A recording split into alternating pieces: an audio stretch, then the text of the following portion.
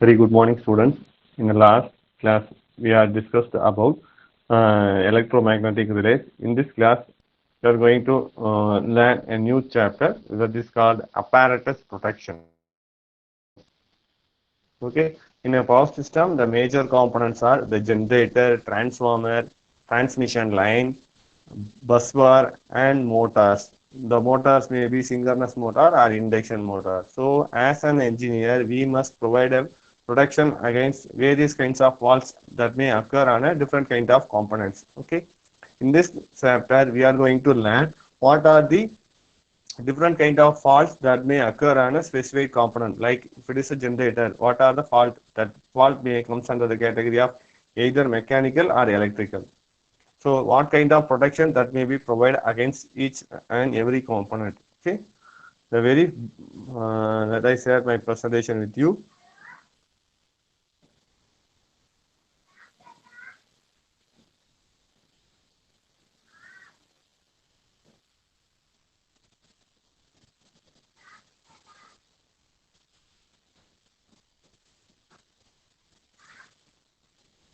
So this chapter will be the third unit of our in our syllabus. The name of the unit is apparatus protection.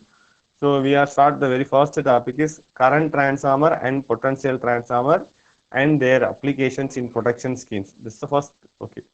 The heading is lengthy, but the topics are very smallest one. Here, the next one portion of the syllabus. It's a very essential one. Protection of transformer alone, protection of generator, protection of motor, and protection of bus bar, and finally the protection of transmission line. Okay, those are the topics which are given in our syllabus. So in this class we are going to see about the first topic, that means the current and potential transformer and their applications in corresponding protection scheme.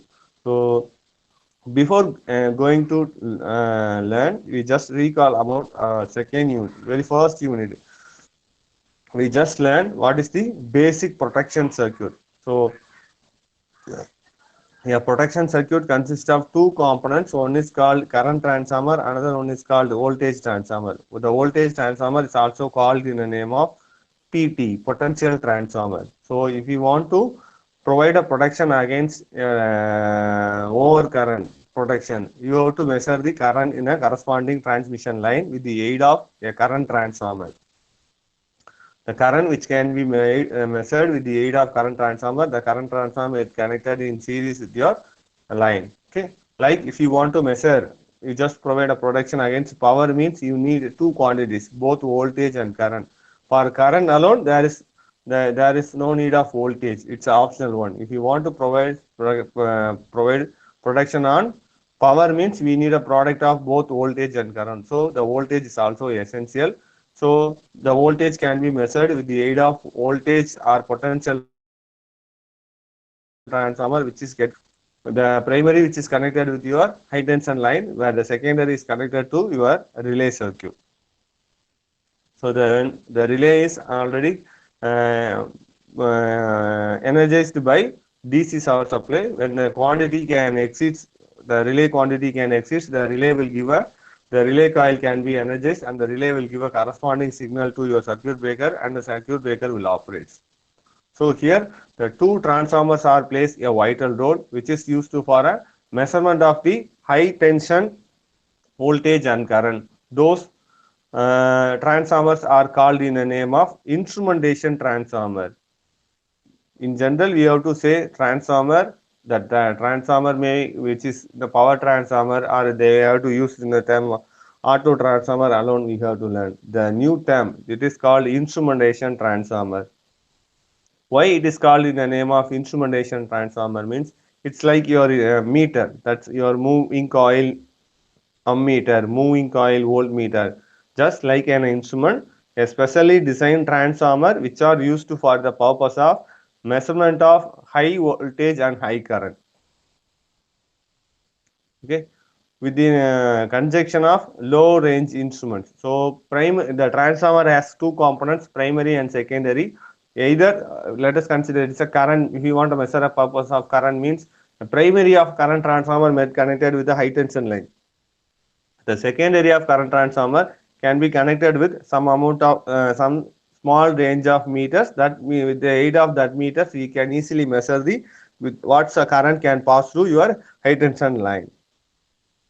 So as I mentioned earlier, there are two types of instrumentation transformer. The first one is potential transformer. It is also called in the name of voltage transformer. Used to measure the voltage, like your voltmeter, which always get connected in parallel in your circuit. Very second one is current transformer. The current transformer which is used to measure a current in your circuit, which always get connected in series in your HT line. So this will be the your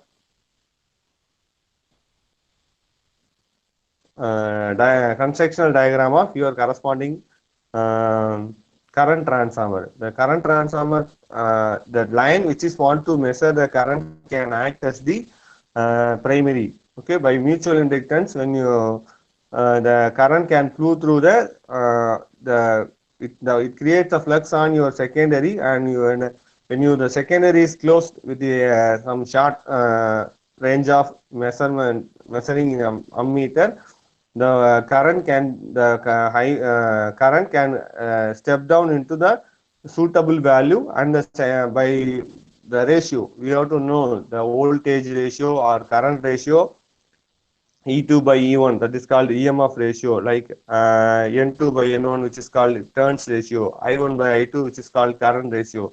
So with the aid of the ratio, we are can able to find what should be the corresponding current which can flow through your primary.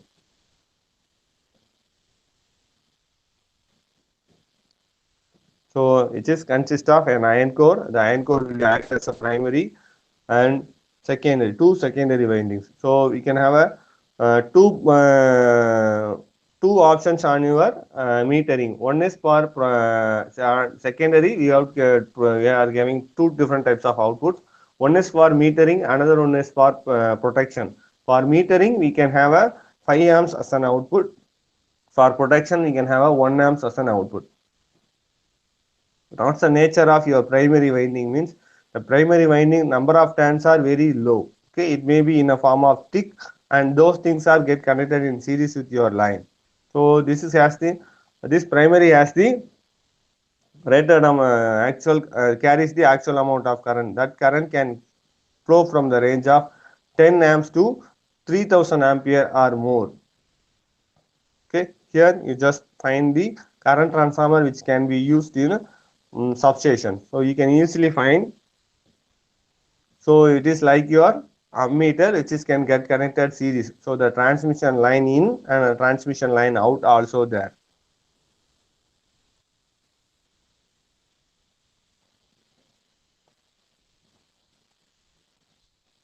So the secondary, we have to say the primary is very less number of turns. Then controversially the secondary has very large number of turns, but the primary is thick, the secondary is here thin.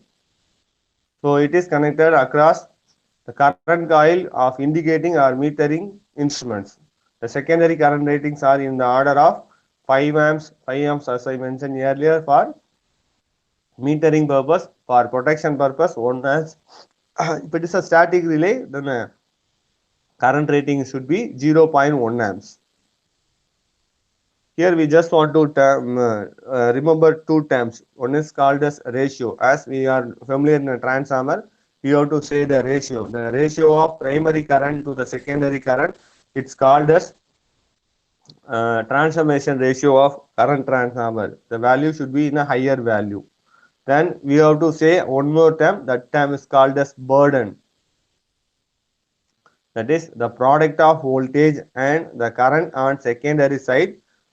When it is supplying maximum value of current is known as burden. So the product of voltage and current is called as burden, and it is measured by the value of volt ampere. The volt ampere rating should be in a lowest value. So it is around 5 to 150 VA, which is very low when you compare with the high power transformers.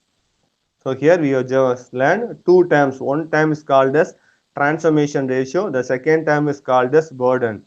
So ratio of primary current to the secondary current, it's called as transformation ratio. It values are should be in a form of 5, where the second one is called burden. The burden is the product of voltage and current, where the current can supply the maximum value of current load, maximum current can supply to the load. The value of burden should be very, very low when you compare with your power transformer. So very second one is potential transformer. So we just learned how we can measure the current with the aid of current transformer. Next, we just want to measure the voltage across voltage transformer. So the voltage transformer, it's a step down transformer. It's like your ordinary distribution transformer. The primary, on this alone, the primary and secondary are there. The primary has very large number of turns, which is always get connected in parallel with the supply system. So the secondary has very few number of turns. The secondary, which is get connected across the metering instruments. So the primary value of your PT will be from 400 to few thousand volts, and the secondary is always 110 volt. For example, if it is used to measure a 11 kilovolt, when 11 kilovolt can pass through your primary, the output of secondary will 110 volt. So when there is a voltage of primary on 11 kV can reduce into 10 kilovolt, then the secondary voltage always reduced into 100, instead of 110 volt, it can reduce into 100 volt. So from the ratio, we can easily know what's the corresponding voltage which can flow in your primary or your HT line. So this diagram shows your corresponding potential transformer which can use in your transformer. So it does not have the continuous end. So it has the one input terminal and with respect to ground, which is used to measure the voltage. So where your CT has both ends, both primary and secondary. So but this your PT, the PT will have only one end. So like current transformer, we are going to say two terms. So the same kind of two terms. One is called ratio, that means the transformation ratio. The ratio of primary voltage to the secondary voltage, which is known as transformation ratio of your potential transformer. Like the second one, the burden. The burden is the total external volt ampere load on the secondary at the rated voltage. Where in case of current transformer, we have to say rated current, but in terms of potential transformer, we have to say the rated amount of voltage. So finally, we just want to conclude what are the merits and demerits of the instrumentation transformer. In general, when we cannot able to measure the meter readings, we are normally go for the resistive shunts or the resistive multipliers.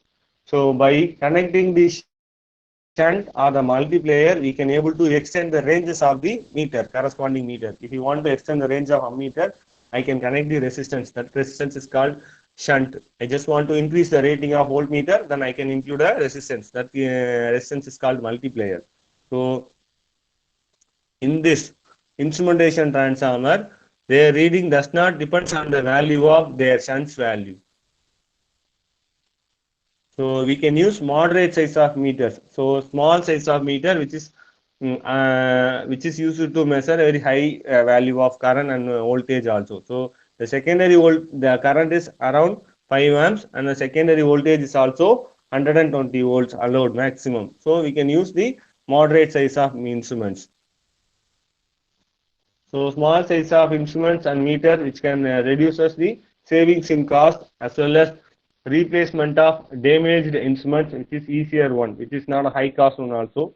So the metering circuit is isolated from the high voltage side and it provides the safety to the operator.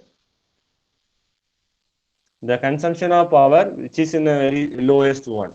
So once again I repeat, what are the merits of your instrumentation transformer? Very first one, we can have the corresponding shunt and multipliers in your extension of for the extension of rating of instruments. Here the readings on an instrument which does not depends on the corresponding extension resistive, it is a resistive shunt or a resistive multiplier. It does not depends on the corresponding value of resistance. Okay. Then how about the size and rating of meter, which can be connected across your secondary for the purpose of measurement, means it should be in a moderate size. So, and then we can by using the small rating of machine, we can saving the cost also. Then replacement of, if it is damaged on the smallest element which can be easily replaced, if it is not a it is not a high cost involvement for the replacement also.